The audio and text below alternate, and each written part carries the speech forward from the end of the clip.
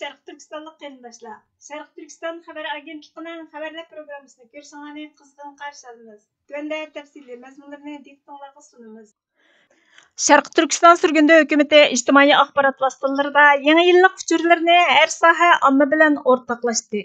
Şərq Türkistan sürgündə hökumətinin Cumhur Reisi Məmtimin Əla əpəndi barlıq Şərq Türkistan xalqıga vakalatan Şərq Türkistanda irqi qırğınçılıq, mustamlikçilik və işğaliyat davam qılıbatqan və keskinləşiyotqan bir yıl bolğan 2023 yılını axırlaşdırdıq.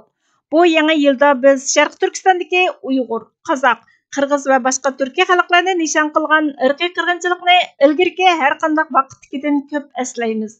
Xalqara cəmiyyətinin bu vəhşilik bilan kari bolmaslığı vəziyyətni texmi yamanlaşdırıvetdi hamda Xitay hökumətinin cəzasız halda irqi qırğınçılıqni küçəytişiga yol açdı.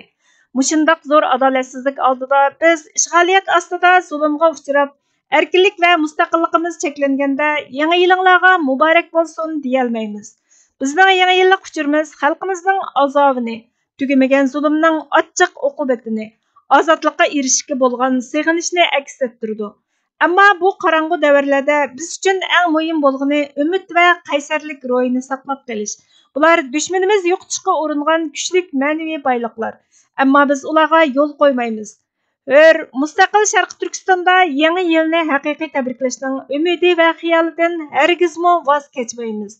Şərq Türkistan sürgündə hökuməti bo'lish sifatimiz bilan xalqaro jamiyatni hargiz qaytalanmasin va'dasida ching turishga chaqiramiz. Dunyoning Xitoyning Şərq Türkistandagi irqiy qirg'inchiligiga qarshi turadigan vaqti keldi. Biz dunyo rahbarlari va davlatlarni Xitoyning qilmishini javobgarlikka tortishga və azadlıq görüşümüzü qollashga chaqiramiz. 2024 yılı dünyanın Şərq Türkistan'a adalet və erkinlik elib kelish üçün ittifaqlaşqan, xalqimizning azab uqubatlarini e'tirof qiladigan və hal qiladigan bir yil bo'lsin. Erkin, mustaqil və güllangan Şərq Türkistanda chin ko'nglimiz bilan yangi yilinglarga muborak bo'lsin deyalaydigan bir kelgusiga yo'l ochadigan yil bo'lsin dedi. Şərq Türkistan Milliy Uyg'unish Tashkilotimi 2024 yilning boshlanishi bilan biz Şərq Türkistanның sadalları anglanadigan və qollashqa erishadigan, bizni kelajakda ozodlik və mustaqillikning kelgusiga boshlaydigan yangi bir o'zgarish və umidga to'lgan bir yilga qarab mangayli dedi. Şərq Türkistan sürgündə hökumətinin Tashqi ishlar ministri Salih Xudoyer əpəndi ijtimoiy axborot supisi X'da 30 dekabr kuni hazilning eng yuksak pallasi Xitoy xato holda Şərq Türkistan mustaqillik harakatini islomchi bir harakat deb tasvirlaydi. Əməliyyatda Beijing o'zi islom hokimiyatlari va guruhlarni qo'yniga oladi. Bizning ko'rishimiz Şərq Türkistanning mustaqilligini asliga keltirish ko'rishidir. Islom markati emasdir dedi. Xitoy tajovuzchilari Lopnur nayisida Ipak yo'li to'ralari muzeyi ochib, qadimgi to'ralar Saddichinning davomi degan safsatini bozorga solgan. Erkin Osiyo radiosining 29 dekabr kunidagi xabarda aytilishicha, Xitoy tajovuzchilari Şərq Türkistanning Lopnur nayisida Ko'nchi daryosi to'ralar to'pi Saddichin madaniyat bog'chisi nomli bir tur muzeyni ochib, qadimgi to'ralar Saddichinning davomi degan saxta qarashni rasmiy hukumat tashviqoti sifatida bozorga solgan. Tajovuzchi Xitoyning atalmish Şinjandagi zuvoni bo'lgan Şinjan gazetining xabaridan ma'lum bo'lishicha, ko'lami 5000 kvadrat metrlik bu muzeyning ochilish marosimini Xitoy tajovuzchilari 29 dekabr kuni dag'dug'liq bilan o'tkazgan.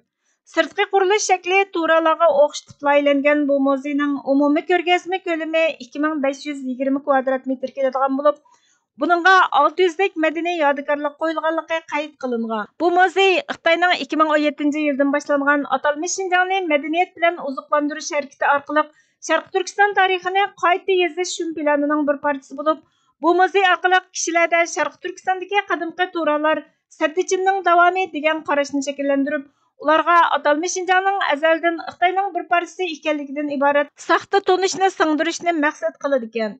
Xitoy tajovuzchi hukumati 2017 yildan boshlab atalmish Şinjandagi muzeylarni tubdan o'zgartib qolmay, nurg'un mablag' solib, yangi zamonaviy muzeylarni qurgan. Bu muzeylarda ilgari ko'rgazma qilingan Uyg'ur tarixiga oid nurg'un madaniy yodgorliklar e'litilgan. Atalmish Şinjan gazeti saxta axborotining xabarida Ko'nchi daryosi to'ralar to'pi Saddichin madaniyat bog'chisi muzeyi 5 bo'lak 17 ko'rgazma zalidan tashkil topgan bo'lib, bu ko'rgazmada tarixiy yodgorliklar, manzara namoyandasi, naq maydon tajribasi orqali Ulug' Saddichin tarixining mazmuni jonliq yo'ritib berildi. Bu muzey atalmış Şinjandagi To'ralar orqali Saddichinning sehriy kuchini namoyon qilib, ko'p qutupluq bir gavda bo'lgan Junxo madaniyatini tushunish sahnasi bilan ta'minladi deyilgan.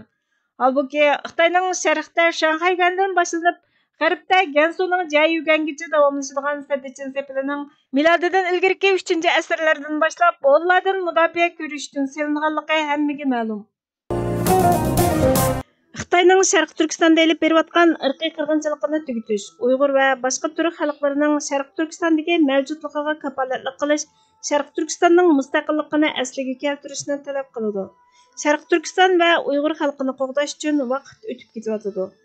Agar Xitoyning Sharq Turkistonda mustamlikachilik, irqiy qirg'inchilik va ishg'oliyat harakati davomlashsa, Uyg'ur va boshqa turk xalqlari keyingi 10 yilda o'z yurti Sharq Turkistondagi osonliq millatlarga aylanib qoladi. Kelgusi 20 yil ichida qolgan Uyg'urlar va boshqa turk xalqlari indigenous people'lar deb qaraladi. Ular Sharq Turkistonda osonliq millatga aylanadi. Xitoy mustamlikchilari va tajovuzchilari mutlaq ko'p sonni tashkil qiladi. Agar Uyg'urlar osonliqqa aylanib qolsa, ular kelgusi 50 yilda bir millat va xalq sifatida yo'qoladi. Bizning Sharq Turkistonning mustaqilligini asliga keltirish va Uyg'ur va boshqa turk xalqlarining Sharq Turkistonning kelgusi mavjudligini qo'g'dash uchun jiddiy, tez harakat qiladigan fursat va vaqtimiz oz qoldi.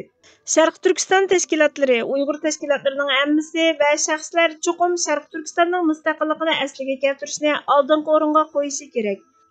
Biz Sharq Turkistonning mustaqilligini asliga keltirmay turib, Sharq Turkiston va Uyg'urlarning mavjud bo'lib turishiga kafolatlik qila olmaymiz. Agar Xitoy millatimizni butunlay vayron qilib olsa, erishalaydigan asosiy kishilik huquqlarmi bo'lmaydi.